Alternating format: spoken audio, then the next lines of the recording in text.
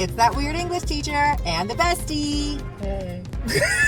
It's time for week 2 and 3 reflections. Week 2 kind of got derailed because I got taken down by the sickness.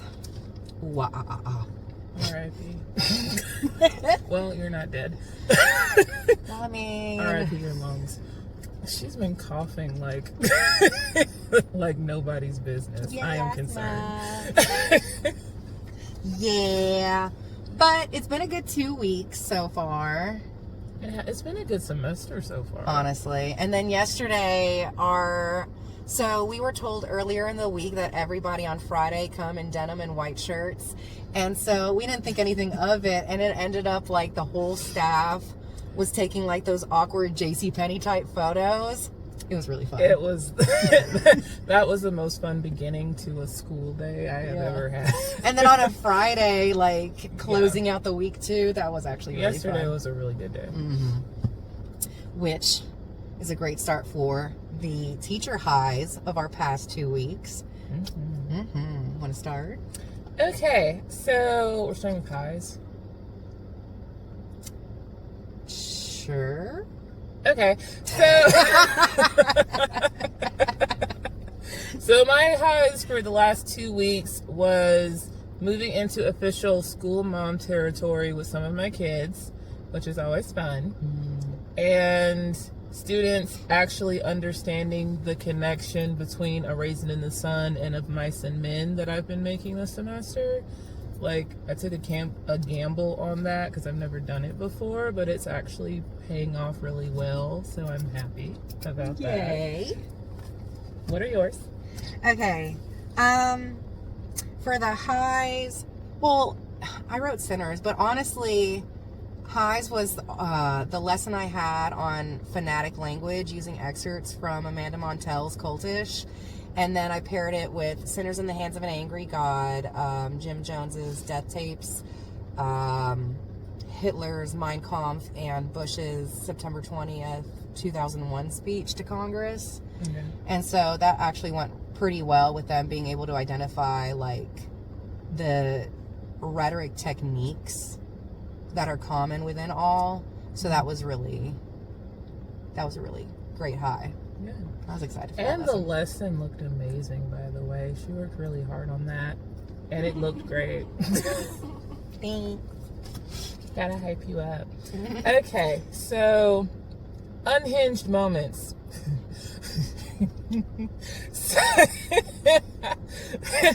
Okay, so unhinged moments. I had a kid flip out on me, or try to flip out on me. So I called Dad during class, and he asked if he could talk to his child on my phone, and the tables turned very quickly, and I didn't hear damn word out of them for like the rest of the week.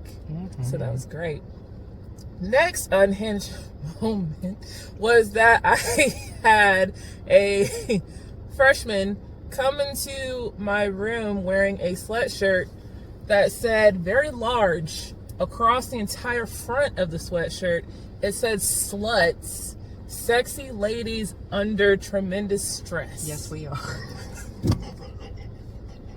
And then on the back of the sweatshirt, it was 3 stacked photos of sexy lips in the process of licking and rolling a blunt.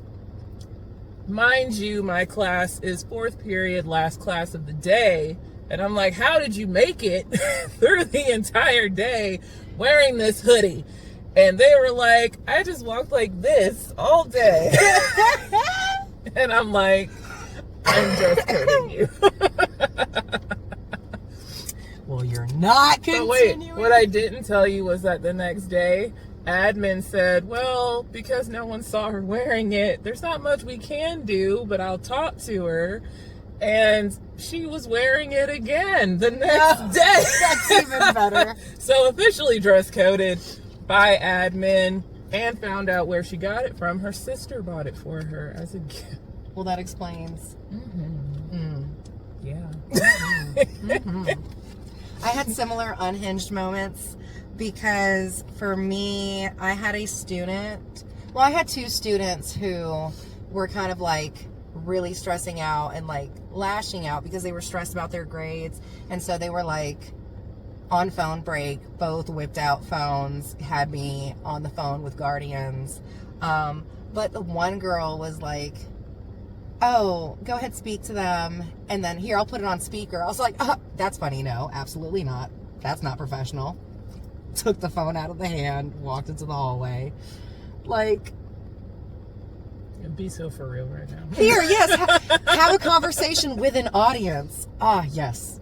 No, absolutely not. The audacity. The unmitigated gall. Seriously. That took me, that. We ain't new to this. We true to this. What do you mean? Talk to your parent right now? Okay. I'm gladly, but. Besides, no, you're not going to throw me under the bus. We got laws we got to follow. Absolutely not. Not today, Satan. Not today. This will be an unscathed year. No thanks. These kids are unhinged. For real. Again, the audacity is through the roof. Was that your 2 weeks worth of unhinged? Kind of, because like we have the lows. Do you have separate lows? Yeah. Because the lows was like we had one half day because of football. Yeah, them like our team got to go to like a special tournament, so it was a half day for the whole school.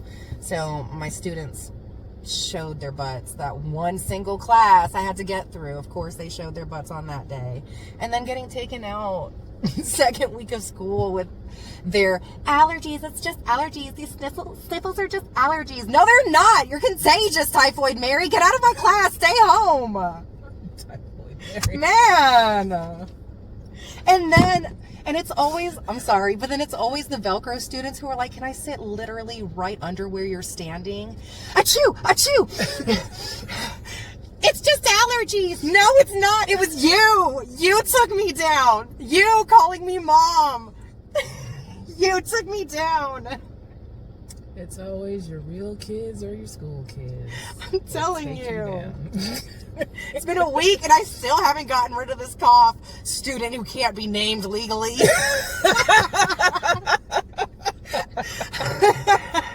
You know who you are. You know who you are. I still haven't gotten rid of this cough. I'm still taking Dayquil. She's not bitter or anything. I'm not. I love her, but still. I still hate waking up. Keep your germs to yourself. Yeah. Sharing isn't always caring. Okay, teacher lows. So, teacher lows, I had to snitch on almost 10 of my kids across all 3 classes on the same day. Mandated reporter, designated snitch, whatever you want to call it. 10 of them. It's out of love, y'all. It's out of love. Exactly. Because what they don't understand, if I didn't care about who you're growing up to be, I wouldn't bother. But because I don't want you to be a delinquent, I take the time. Other teacher low, calling a particular parent literally just like sucked and drained the personality out of this one kid. He's afraid to breathe. He's afraid to breathe wrong in my room now. And honestly, I low-key regret calling because it wasn't even that serious to begin with. And I told his parent that it wasn't that serious. I just wanted her to like talk to him about like being mindful of when break is over and getting back into work.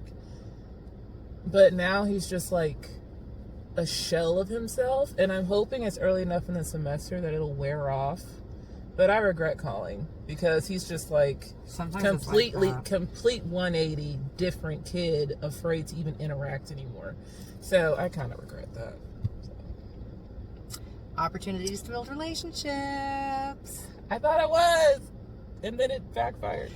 And sometimes it does. Like, and I had to make that decision earlier with like the 2 students who are kind of flipping out, because really it stemmed, and I really gave this thought, and it's like it stems from their frustration with their grades. And at the end of the day, I'd rather you care about your grades than like the students who are in that same class with the failing grade and they haven't spoken up, they haven't said anything, they clearly don't care. You know what I mean? And so, you know, they were showing out, ready to throw me under the bus, like, you know, calling, you know, having me talk to their parent figures or whatever. And like the entire time, I never got disrespectful or anything, and the entire time I'm like, they're lashing out because they're genuinely stressed about their grades. Like, it could be a trivial attitude, but they're stressing about their grades. And like, speaking to those parents, it's like, one of them was even like, I have been kind of hard, like maybe I do need to pull back a little bit if it's like bleeding into class. And I'm like, that would be a good thing. Like, that's the thing that sometimes I wish they would know, is that like, we genuinely are fighting for y'all and advocating for y'all. Like, you want to succeed, I want you to succeed. We're on the same team. We're on the same side. And so moving on, like before those calls, I had already had the referral slips ready, like written up, ready to turn them in, because I'm like, you're not going to have that attitude in my classroom. But then I had those conversations with the parents about halfway-ish through class. They started calming down after. And then I spoke to each of them individually after class, and it's like, what am I going to do by turning in those referrals? Like, undo whatever I already was able to smooth over. I'd rather invest in like the long-term relationship, because I feel like those conversations with the parents and students was sufficient enough. If there's problems from there on out, okay, I'll deal with that. But I'm more satisfied with how I handled it without pushing forward. Yeah. But sometimes you call them and like they're kind of stripped of their personality, and it's like, we don't want you dead silent. I just want you to learn how to turn the focus back on. Because that's what I had to explain, not just to him, but to the whole class. It's like, I don't mind if you talk while you work. I don't mind if you listen to music while you work. It's a matter of multitasking. And when the work stops and you're doing A, B, and C aside from work, that's when it becomes an issue. Yeah. But I feel like he's starting to return back to his original self. I'm just going to be more mindful in the future. Yeah. Because she was a little intense. Okay. And hopes for the week. Okay, hopes for me for the week. Okay, personally, in terms of like teacher hopes, I do really want to start working more on their writing ability.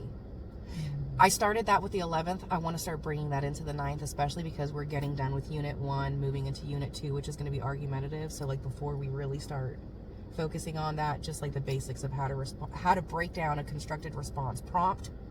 Yeah. And respond to it correctly step by step, which I plan on working on a video for that. Hopefully and how I'll to get that do out it, soon. especially on a high school level. Yeah.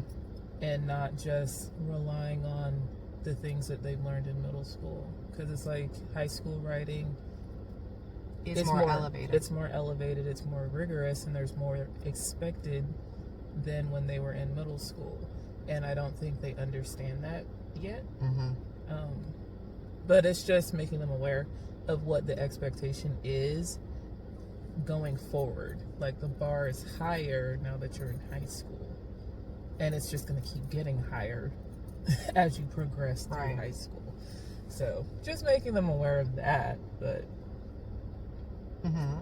So that's what I'm manifesting. And then also, I want to get more in touch with, because 4.5 week grades are coming out, so I want to go ahead and get in touch with parents in terms of like failures and successes early, because I've really been trying to do better about really open communication with parents.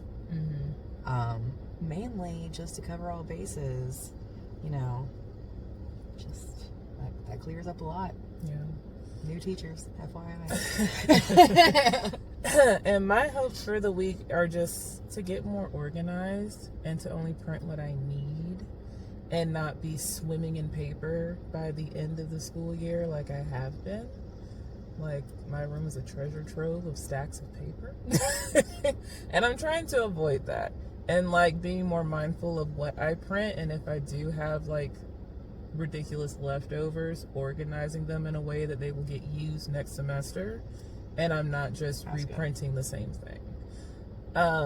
And also sticking to procedures and establishing routines. And just being hard on myself, really. And keeping up with routines so that they know what to expect. That's good. Yay. Yeah. So, there you have it. Week 2 and 3 reflections. We didn't shake it out, so we got to close it off with a shakeout. Okay. All right. Shaking off the past 2 weeks and go.